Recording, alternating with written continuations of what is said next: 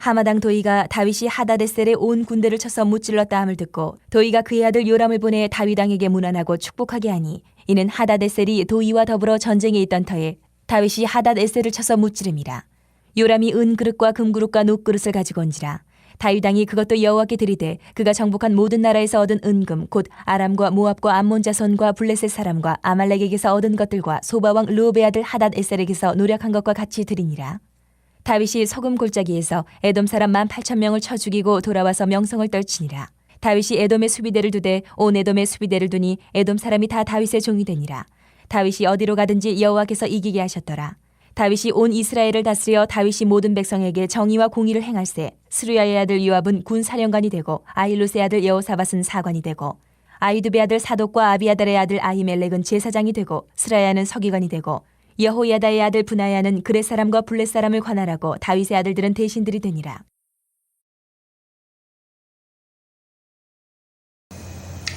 할렐루야. 2월 24일 화요일 순서입니다.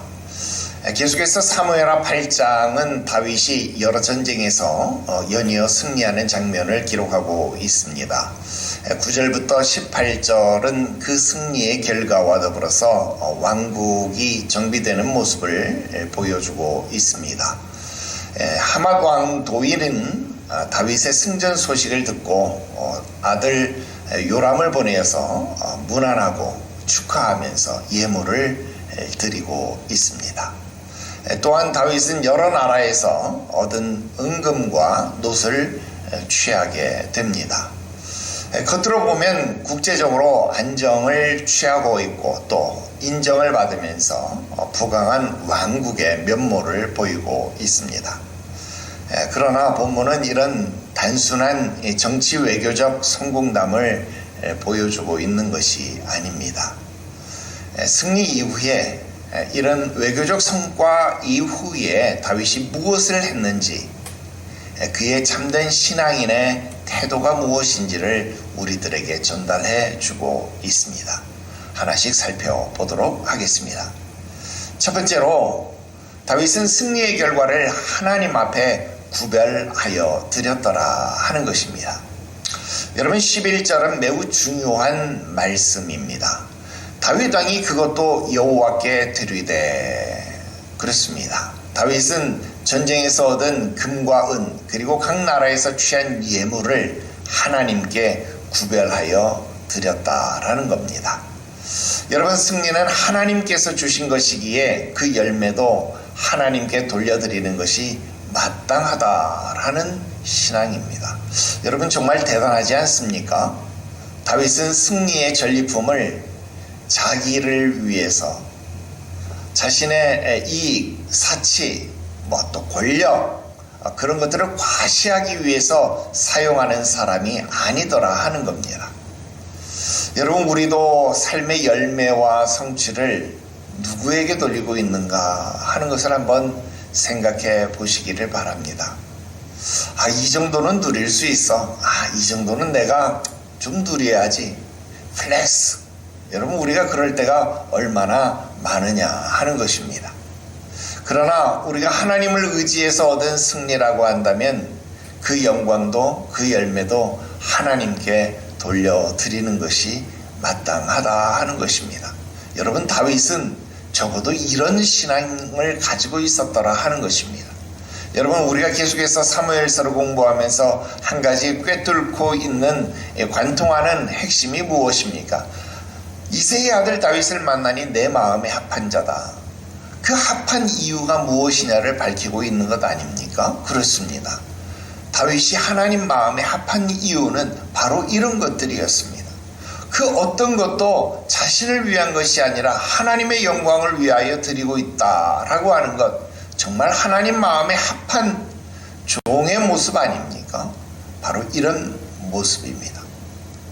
두 번째로 반복되는 고백이 등장하고 있다 하는 겁니다. 무엇입니까? 여호와께서 이기게 하시니라, 이 말씀입니다.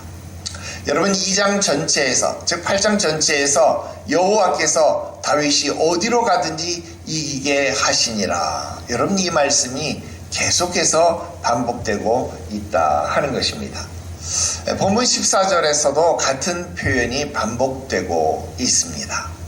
여러분, 성경은 승리의 원인을 분명하게 밝혀주고 있습니다. 다윗의 능력? 아닙니다. 다윗의 전략? 아닙니다. 무엇입니까? 하나님의 도우심이었다라고 말하고 있습니다. 여러분, 신앙의 성숙은요, 성공의 원인을 자기에게 두는 것 아닙니다. 승리의 원인을 하나님이 하셨다라고 하는 고백을 드러내는 것입니다. 여러분, 이런 고백을 분명히 밝히면 밝힐수록 우리는 교만하는 것이 아니라 겸손해질 수 있다는 것입니다. 여러분, 이런 교만이 드러나면 드러날수록 하나님은 우리를 멀리하시고, 이런 겸손이 넘쳐나면 넘쳐날수록 하나님은 우리를 가까이 하시고 높이신다라는 사실을 여러분 분명히 기억할 수 있게 되기를 주 예수의 이름으로 축원합니다. 마지막 세 번째로, 다윗은 공의와 정의로 나라를 다스렸다라는 것입니다.